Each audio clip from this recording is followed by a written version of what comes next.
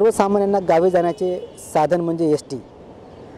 गेल्या सरकारने याच एस टीमध्ये महिलांसाठी 50% सूट ठेवली होती।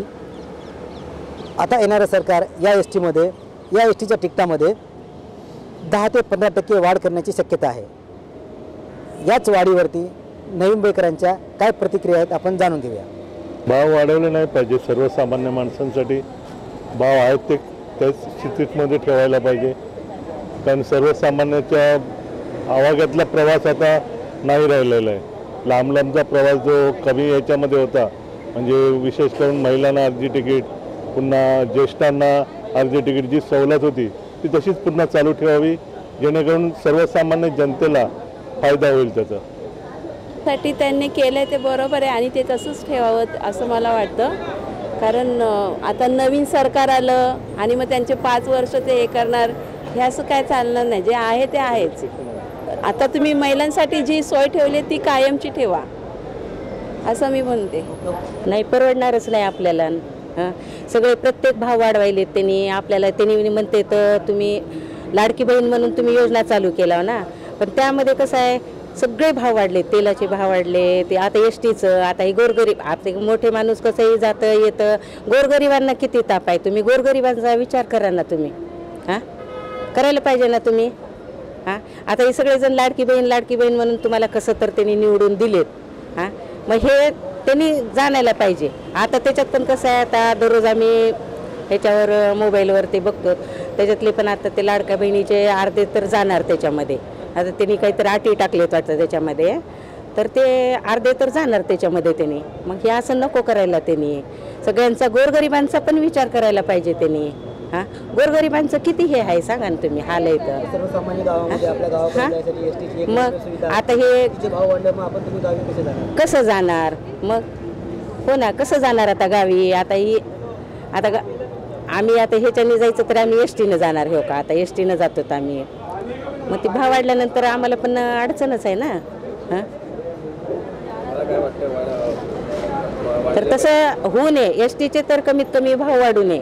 अगोदर काय म्हणले, पूर्ण एस टी सध्या तुम्हाला मोफत आहे, मोफत नाही काय नाही हो का?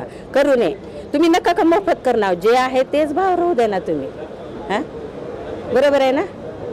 मग त्याच्यात गरिबांचं नुकसान आहे हो, दुसरं काय नाही ह्याच्यामध्ये। आता आम्ही गावी चाललो, मग आम्हाला जाता येत नाही का ह्याच्यामध्ये? जाता येत नाहीत, पण आम्ही एस टीनं जातो ना आम्ही। कसं आहे, आपल्याला काहीतरी हे होते म्हणून आपण ते करतो।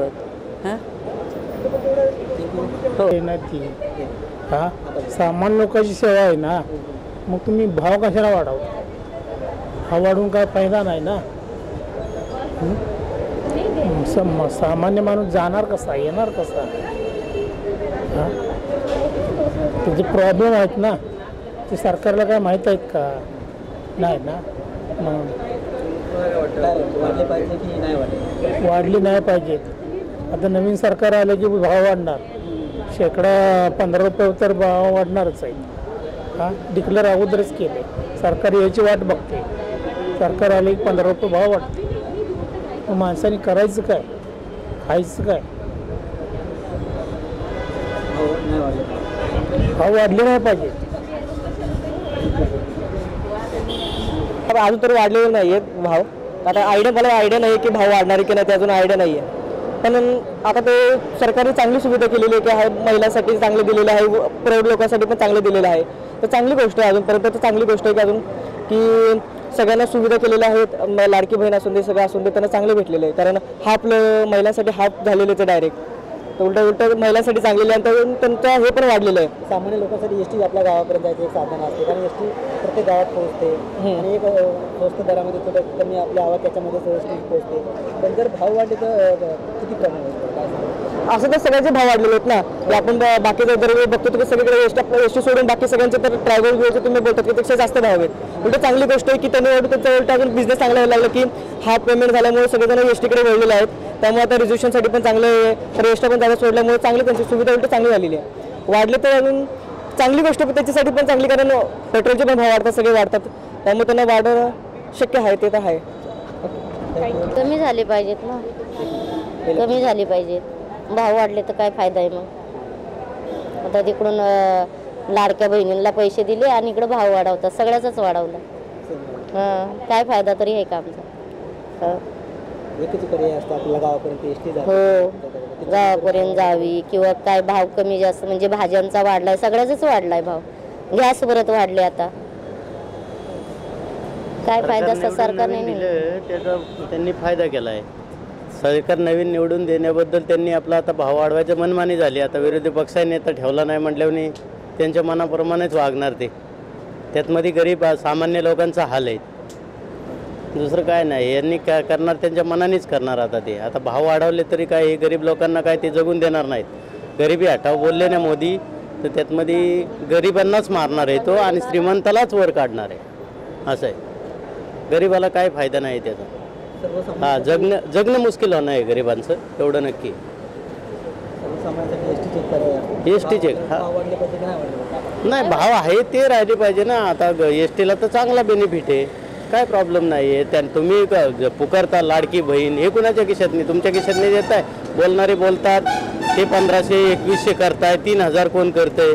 म्हणजे कोणतंही सरकार यावा त्यांनी काय आपल्याला गरिबांना सुविधा द्यावी असं काही नाही ना. ही सर्व मोठ्या लोकांकडे पैसा आहे, त्यांना काय कुठं घरात सर्व खरेदी करून त्यांच्या ऑटोमॅटिक घरात येते. गरिबांना जाऊन आणावं लागते, महागाईने आणायला लागते. खाणे पोट भरणंच आहे ना, मेहनत करणे, सकाळी उठून जाणे. त्याच्या पैसे भेटले नाही, काय कसा करायचा न कसा भागायचा. कांदा 80 रुपये किलो, लसूण 500 रुपये किलो, भाजीपाला किती महाग, काय करायचा, कसा खावायचा.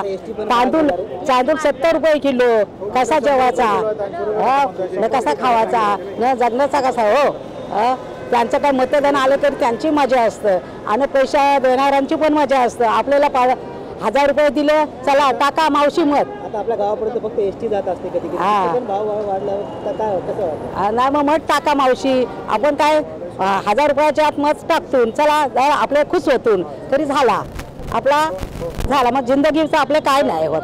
असं होतं.